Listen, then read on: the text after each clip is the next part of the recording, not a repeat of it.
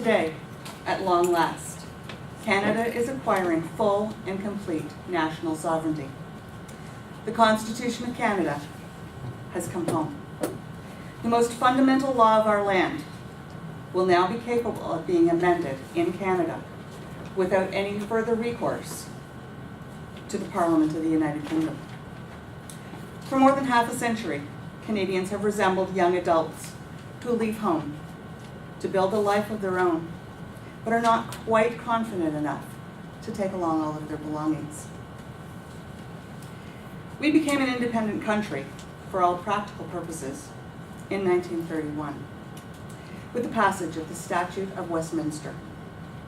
By our own choice, because of our inability to agree on an amending formula at that time, we told the British Parliament that we were not ready to break this last colonial link. After 50 years of discussion, we have finally decided to retrieve what is properly ours. It is my deepest hope that Canada will match its own legal maturity with a degree of political maturity which will allow us all to make a total commitment to the Canadian ideal. I speak of a Canada where men and women of Aboriginal ancestry, of French and British heritage, of the diverse cultures of the world, demonstrate the will to share this land in peace, in justice, and with mutual respect. I speak of a Canada which is proud of and strengthened by its essential bilingual destiny. A Canada whose people believe in sharing and in mutual support, and not in building regional barriers. I speak of a country where every person is free to fulfill himself or herself to the utmost, unhindered by the arbitrary actions of governments.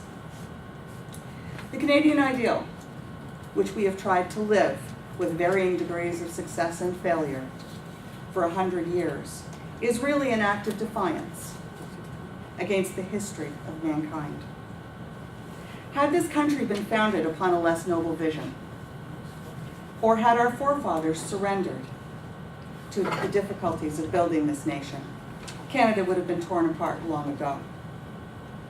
It should not surprise us, therefore, that even now we sometimes feel the pull of old reflexes, of mutual fear and distrust, a fear of becoming vulnerable, opening one's arms to other Canadians who speak a different language or live in a different culture.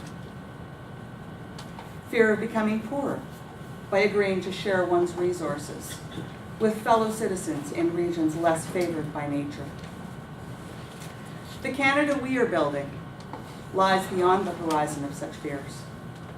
Yet it is not, for all that, an unreal country, forgetful of hearts of men and women. We know that justice and generosity can flourish only in an atmosphere of trust. For if individuals and minorities do not feel protected against the possibility of tyranny of the majority, if French-speaking Canadians or Native peoples or new Canadians do not feel that they will be treated with justice, it is useless to ask them to open their hearts and minds to their fellow Canadians. Similarly, if the provinces feel that their sovereign rights are not secure in those fields in which they have full constitutional jurisdiction, it is useless to preach to them about cooperation and sharing. The Constitution, which is being proclaimed today, goes a long way toward removing the reasons for the fears I have spoken. We now have a charter which guarantees the basic rights and freedoms which each of us shall enjoy as a citizen of Canada. It reinforces the protection offered to French-speaking Canadians in Quebec and to English-speaking Canadians in Quebec. It recognizes our multicultural character. It upholds the equality of women and the rights of disabled persons.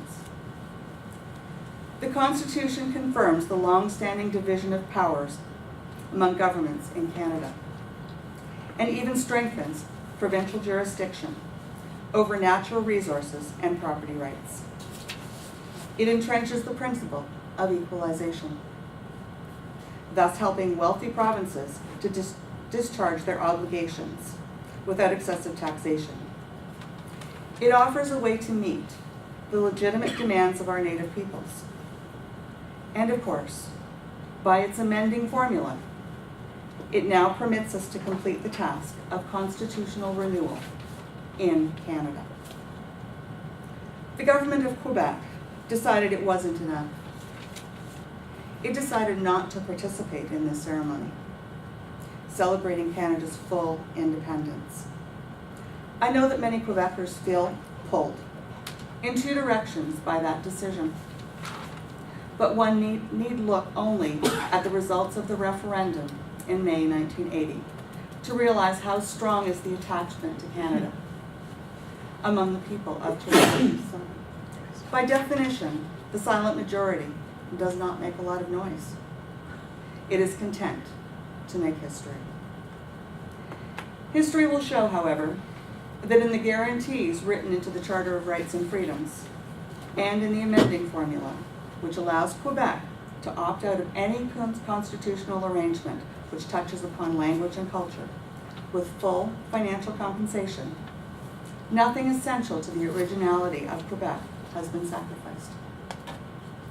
It must, however, be recognized that no constitution, no Charter of Rights and Freedom, no sharing of powers can be a substitute for the willingness to share the risks and grandeur of the Canadian adventure.